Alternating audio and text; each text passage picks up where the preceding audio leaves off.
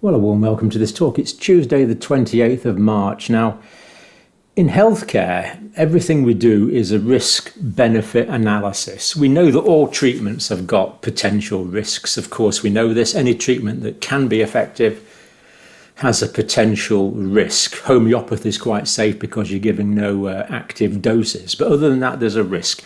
And we're always doing a balancing act. And the thing is, has the risk-benefit analysis for any particular treatment, doesn't matter what it is, has it changed over time as new evidence accumulates? Now, I want to give you some completely factual information here, and you can't argue with this because it's a simple matter of fact. And it's here. This is the UK Vaccine Injuries Group, called the Vaccine Damage Payment Scheme, VDPS, of course, in the United Kingdom. And there's the official website there. You can check it out for yourself.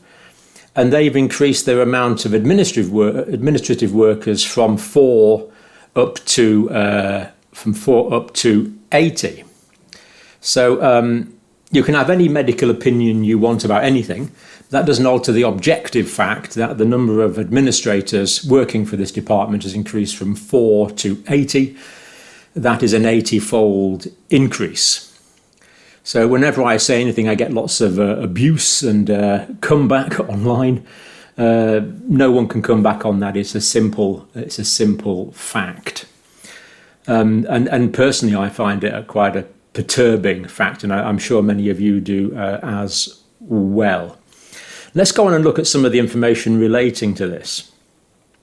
So 20-fold increasing demand for COVID vaccine injury payments. This is why this is happening. This is why they've increased it. This is what the government have said. Now, the government could be wrong, of course, but this is what the government have said.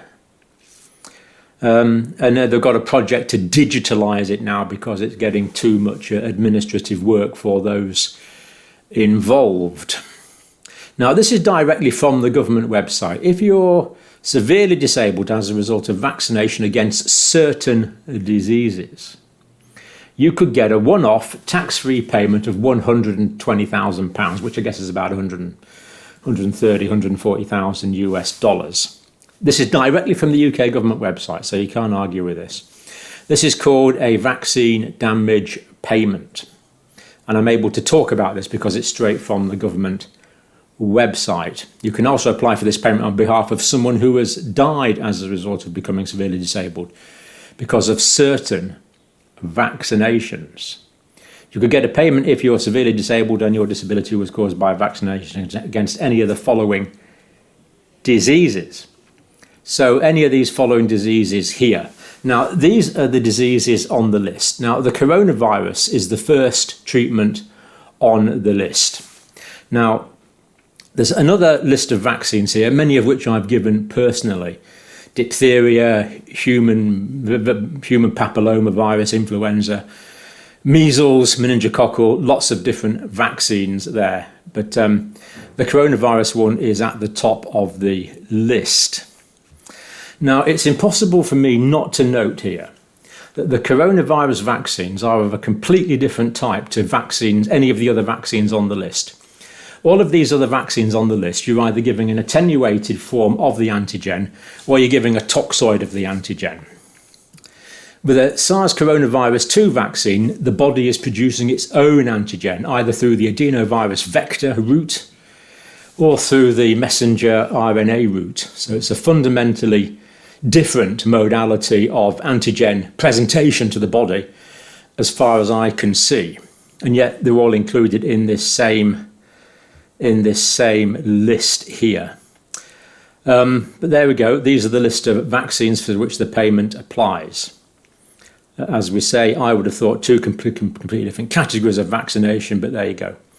The government website goes on. You may also be able to get a payment if you're severely disabled because your mother was vaccinated against one of the diseases in the list while she was pregnant. Now, I don't have anything more to say on that at the moment. We'll have to wait for further evidence to arise, but that's what the government, this is directly from the government website. What counts as severely disabled? Disablement is worked out as a percentage And severe disablement means at least 60% disabled. Now, what does this mean? 60% of what? Clearly there is quite a bit of a subjectivity in here, but we are talking about significant levels of disability to trigger this payment. This could be mental or physical disablement and will be based on medical evidence from the doctors or hospitals involved in your treatment directly from the site. Now, this is the Horsfield Claimant Group. This is a completely separate site now. This is a group of patients and families now taking legal action against AstraZeneca after they suffered injury or bereavement as a result of complications from COVID vaccine. Here's their website here, and here's their logo on the top of it. So this is this group making this claim. Now, they're making this under the Consumer Protection Act of 1987. Now, I'm not a legal person at all, but clearly it looks like lawyers have are working on workarounds, because originally we thought that the vaccine manufacturers were indemnified against prosecution, but let's just say this is going to be going on for, I would imagine this is going to be going on for the next decade. It's going to be a very, there's going to be some legal activity going on for some period of time, unfortunately related to this matter, I strongly suspect. And that's very unfortunate indeed. But this is this group representing 13 bereaved families, 28 survivors, vaccine-induced thrombocytic thrombocytopenia. So thrombocytic just means related to thrombus. Thrombus is simply a blood clot in a blood vessel where there shouldn't be one. And this is what these patients are suffering from. I guess this is kind of a test case sort of thing that they're doing here. As we say, under this Consumer Protection Act. Now, what they're arguing that the AstraZeneca vaccine, and this is about the AstraZeneca vaccine, we don't want to conflate the different vaccines. Of course, we're not giving it anymore. It did occur to me, though, that the AstraZeneca vaccine is essentially the same as the one produced by the Serum Institute in Pune in India. And this has been massively used in India and other countries. So the implications of this are still absolutely immense, even though we're not using the Oxford AstraZeneca vaccine at the moment in the UK because now, why was it? That's right. The British Heart Foundation told us it was because the other vaccines are more effective. That's why we've changed, because the other ones are more effective. That's what they say. You might think it's because the AstraZeneca was far too dangerous, but that will be just you thinking aloud. Now, so they're saying the vaccine was defective, not as safe as individuals were entitled to expect. So this seems a different approach that they seem to be launching this action against AstraZeneca under different criteria. I think safe to say we can expect actions against other pharmaceutical groups which could be mentioned. This could be really quite messy. We don't really know what's going to happen there. It's this is the vaccine-induced thrombocytic thrombocytopenia. Sorry, I was halfway through explaining that, wasn't I? The thrombocytopenia is the lack of the blood, the platelets, the thrombocytes of the platelets. So you get this clotting, and then as a result of that, you've no platelets left, so you have hemorrhagic bleeding complications. It's like there's a similar condition in intensive care called DIC, disseminated intravascular coagulation, where you use up all your clotting factors. And because you've used up all your clotting factors, the blood can't clot. So you get a combination of clots, the disseminated intravascular coagulation, blood clotting in the blood vessels, but also because you use up all your clotting factors, or in this case, use up all the platelets, or most of the platelets, then you get this hemorrhagic problem on top of it as well. So interesting, they're going under this Consumer Protection Act. VIT is now established as a causative link in the AstraZeneca vaccine, according to the Housefield website. Of course, we couldn't possibly comment on that, but that's what they're saying. There's a causative link between the vaccine and this vaccine-induced thrombocytopenia, according to the website and certain others. Indeed. 80% fatality rate for those that are sufficiently unfortunate to get this VIT condition. 18% fatality rate, which is pretty high for those unfortunate enough to get this condition. Now, why the heck does everything have to come from Freedom of Information Acts? Why can't people just give us information? Why can't the government just say, look, this is what we know? You know, it's our government, for goodness sake. We are the people. Government should be of the people, for the people, by the people. Not for the people, of the people, only mediated through Freedom of Information requests. Quite unacceptable. But there you go, that's what we have. Freedom of Information request. 4,017 claims submitted since November the 1st for vaccine injury. And the payment scheme's been taken over by this group of the health service workers that apparently deal in this sort of thing. 334 related to a claimant who has died. Now, of course, we're not claiming that the vaccines could possibly cause death. I'm purely reporting from a government Freedom of Information request that 334 claims have been submitted. Now, the claims are decided on what's called balance of probability, which I guess does make sense. Patients' medical records and all scientific evidence is taken into account. Now, I do get the feeling this is getting through now to official circles, at least in the United Kingdom, and we will be looking at the implications for the United States, which are huge. But Rishi Sunak's wading into this with the usual political speak that we would expect. I can't even be bothered reading it out, but you know, he's aware of the problem, and he's aware of the problem. So I think there is increasing awareness now that this is an issue, as evidenced there by the Prime Minister. Now, this is from one of the articles in the Telegraph. Mrs. Sheila Ward tragically lost her husband Stephen at 57. Oxford AstraZeneca vaccine, March 2021. Mr. Ward was otherwise healthy. Headache after a few days, taken to hospital, treated for stroke, blood clots on the brain. Sadly, left us and coroner certificate to vaccine as one of the causes. So that's one view of one coroner, of course. For anyone who has been left with a lifelong disability or young children, it simply wouldn't be enough to replace someone's income, the £120,000. Ms. Split is looking after, one of the patient help groups looking after this. The 60% disability criteria is a really big issue, she says, because so many people are left with nothing after being severely disabled, have life-changing disabilities.